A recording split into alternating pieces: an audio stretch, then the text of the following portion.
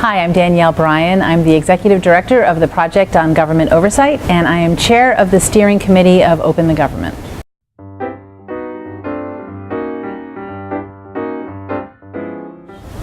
I actually started working on these issues as an intern in the mid-1980s, working with Pentagon whistleblowers. And at that time, it became very apparent that access to information and documents was an essential feature of informing the public and policymakers to make sure that we were fighting corruption properly. And it sort of was addictive because I've never really stopped. So the Project on Government Oversight was created by Pentagon whistleblowers in the early 1980s. We were working to expose waste, fraud, and abuse. We expanded our focus in the 90s to the entire federal government, all the agencies of the executive branch. We then realized over time that we needed to be working with the Congress to make sure that it was doing its job in the checks and balances of our constitutional system in doing good oversight. So we began really focusing on enhancing the capacities of the Congress to do oversight. And now, in the past few months, we have been joined by the Constitution Project, which has become a part of POGO. So we are now looking at the third branch of government. So we're sort of a complete package now in making sure that government is operating properly.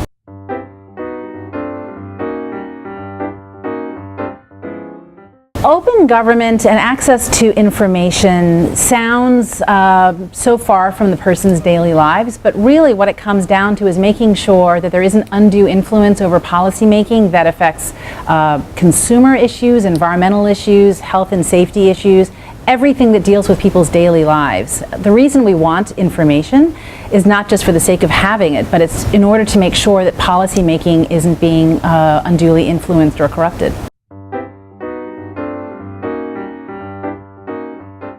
So we're currently facing tremendous challenges. We've seen pretty much across the federal government at this point, people who are coming in this administration with tremendous conflicts of interest, either their personal holdings or their professional relationships going through the revolving door. And there seems to be a total unwillingness on the part of the Congress to really do the kind of oversight that is essential to make sure that we can be confident that there isn't a real problem with policymaking because of those conflicts.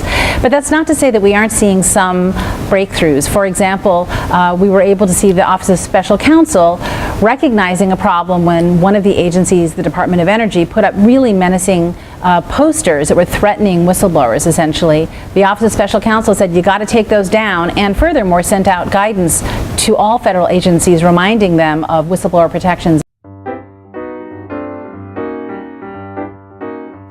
One of the things that's really been a challenge is that many of the things that we are seeing are things we've never experienced before. We've never, for example, had a president that hasn't had press conferences. These are things that are, people talk about changes in norms, but they're more than that. I mean, these are the kinds of things that are important for open government, is to be able to have a president who is directly answering questions from journalists, and so this is among the kinds of things that we're facing every day.